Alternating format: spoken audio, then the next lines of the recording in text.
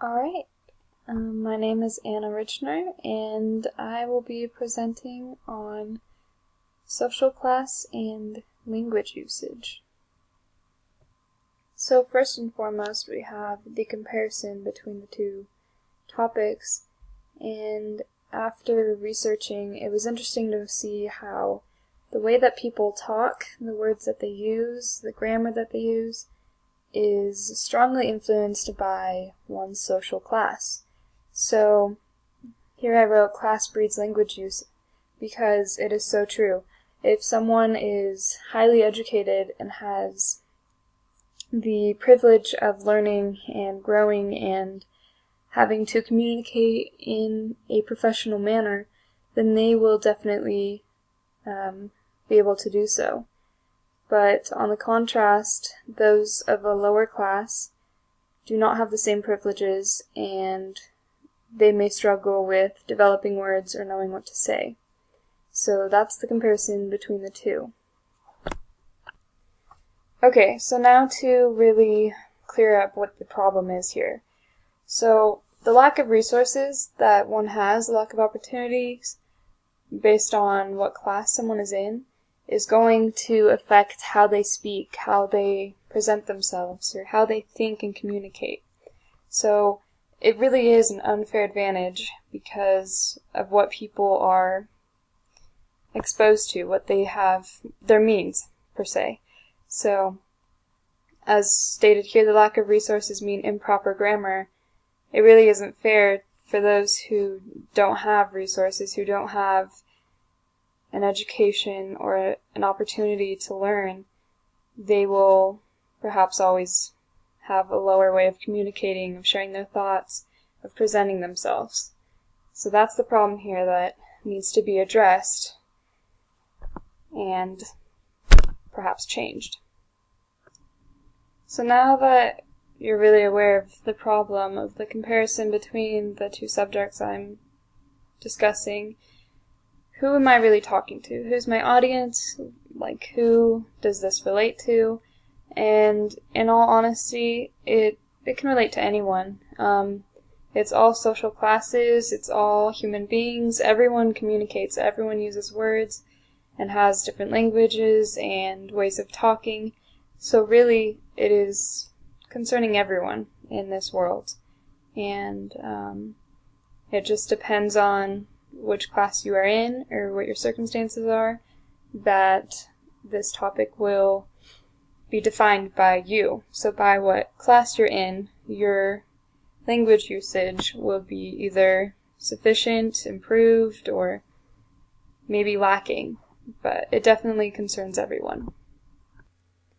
As far as the importance goes for whoever is viewing this topic, it's just important to know and be aware that, something as crazy as money, as, someone's wealth, advantage, and success is having an impact on something that all humans do, something that we, have to, we use it to communicate. We need it in our life. So where we stand socially in society impacts the way we communicate. So that's pretty important. We need to know how something as like money is changing the way that we speak. Time to give credit where it's due and introduce the article that I used for my interrogation segment. So I found the article Class Language by Alan Luke, and I just want to highlight that I really liked using this source because of his variety. Obviously it was lengthy, so he had information, he had a variety of opinions, but just real quick, his way of organizing and splitting it up was really beneficial. So he had different ideas like language as social action and class consciousness, so just being aware of the issue. He had linguistic variation in social class, so how actually the words are affected by social class, which is important. And language as capital in linguistic markets, so how money exactly changes it. And current issues, so relevance to today's society. So just several different categories that really helped me to interrogate this issue. Alright, for the facts, let's get some information. In this article, Alan Luke quotes, "In the post-war period, social linguistic and language planning research has engaged with the effects of the unequal spread and distribution of economic capital upon language loss." So I think that's really important to highlight, even though I'm going to come back to that topic a little later.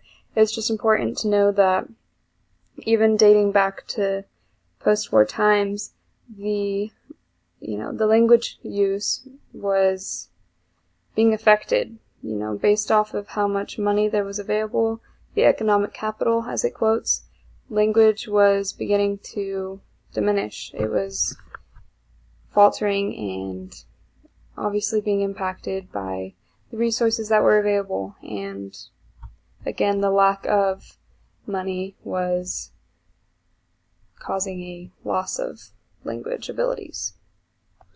One more quick fact that I feel I need to highlight is this quote. I shortened it down a bit, but the affordances of language and literacy are mediated by material, economic, and social conditions.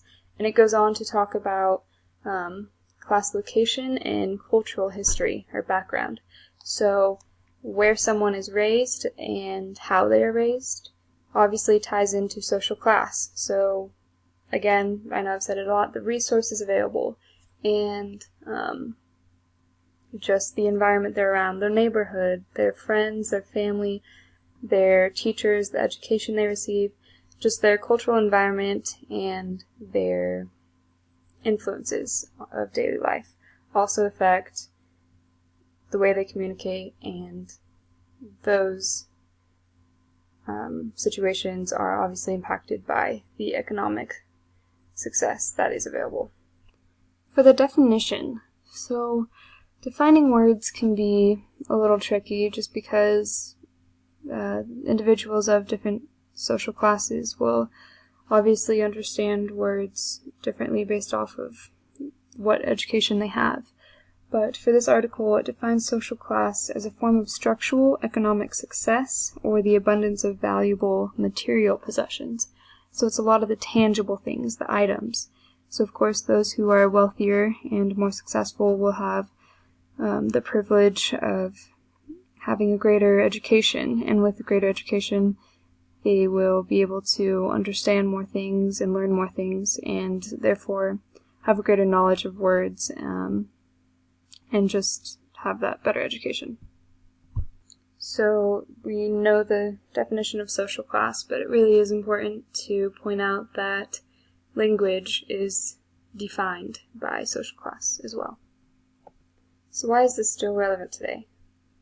Well, first of all, going back to what I mentioned earlier, it was relevant even in post-war times. The economic success one had, or didn't have, for that matter, greatly impacted their language usage. And it's still relevant today because we still communicate and have such an emphasis on words and how we speak and share our thoughts. And of course it's not going anywhere. Language is always going to be around. It's only going to flourish in the future and continue to be talked about. So just finishing up on that thought, it really is important today because it's not going anywhere. We will continue to improve our language and our word usage, our grammar usage. So it is something that needs to be considered and well known about. And the action that goes with that is the way that we communicate, the way that we are using language today, and that will only grow, I'm sure, through texting, through media, through just our daily social interactions. We will continue to grow, and social class will only impact that even more. With that being said, I'm going to jump straight into my response since I am focusing on the action portion of this issue. And my article is titled Language and Society, written by Raymond Hickey. As he simply mentions, social linguistics will provide language change and a base for motivation. So there is an action, there is a desire that people need to have in order to change the way that we speak. And in a sense, Raymond Hickey contradicts the previous article because he gives us the power to change. In conclusion, we really need to understand that language isn't going anywhere, it's always going to be relevant. And for that reason, we need to know that social class does divide the human population, and that the way we communicate is greatly impacted by social class.